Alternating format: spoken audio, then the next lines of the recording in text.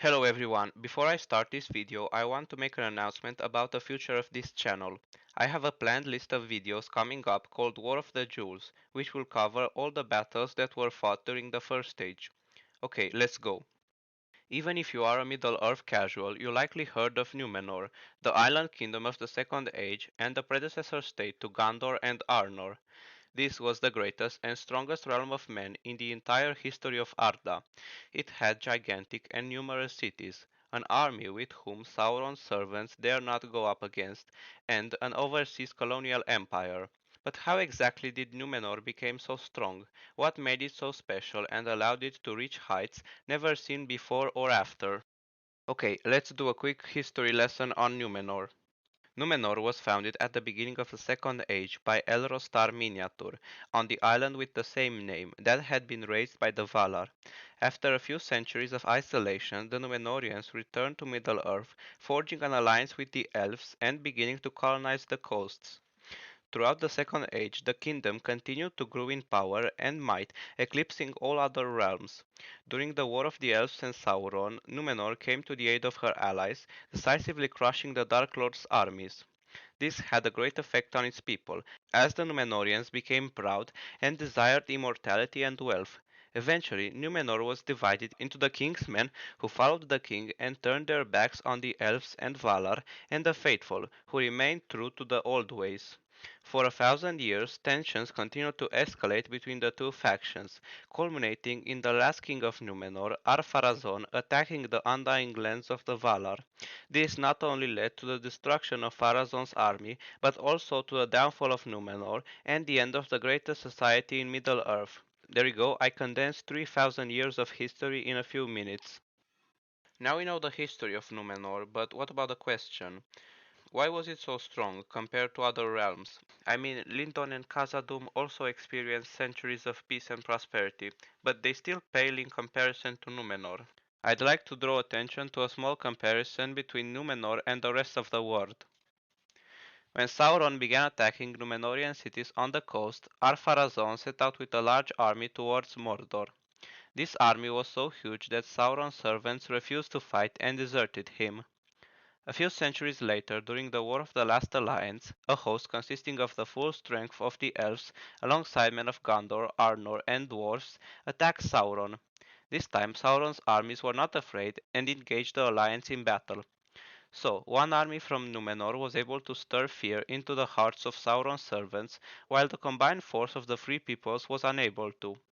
How was this possible? How did Númenor become so strong, both militarily and economically?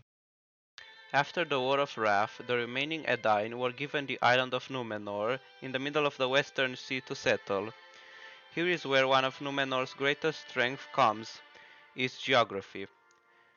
By looking at this map, you can see that the island has almost everything. Fertile plains perfect for agriculture, a vast coastline that allows fishing to be a major industry, and multiple hills that provide natural barriers in case of invasion. Speaking of invasion, let's talk of what may very well be Númenor's greatest geographical advantage, the fact that it's an island. The Great Sea that separates it from Middle-earth and surrounds it makes any invasion of the kingdom impossible. This is a luxury that neither Gondor nor Arnor had, as they had to constantly defend against foreign invasions. In particular, the Arnorians, whose land had almost no natural barriers, had a hard time when it came to invasions. The sea allows the Númenóreans to develop their society without the fear that they may suddenly be attacked. When the Edain arrived on the island, they founded three main cities, Armenelos, Andunia, and Romena. Armenelos was the capital, located on a hill near the mountain Meneltarma, in the center of the land.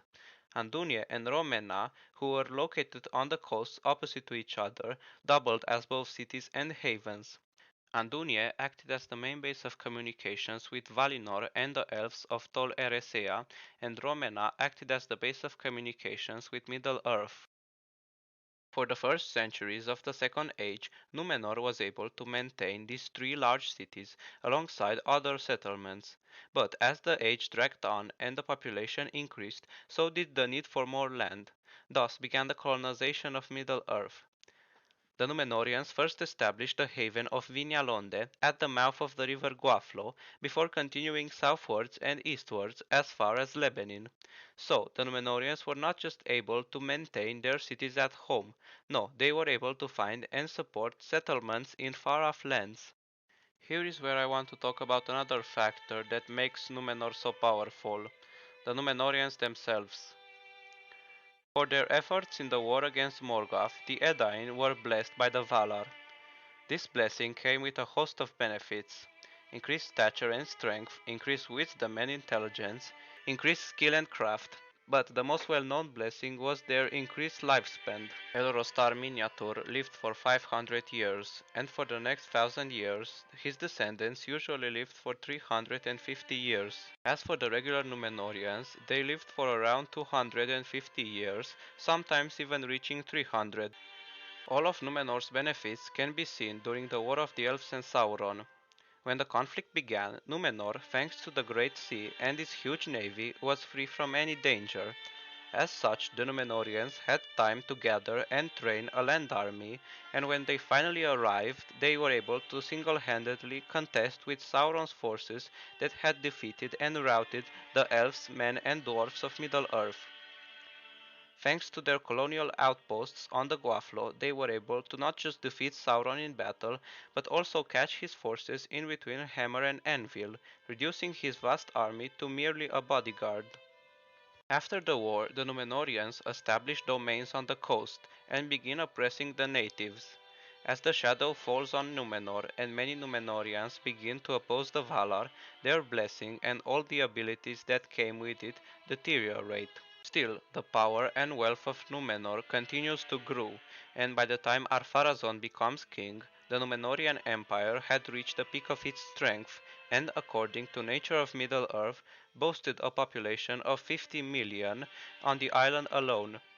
Suddenly it makes sense why Sauron's orcs feared Númenor. So, in conclusion, why was Númenor so powerful?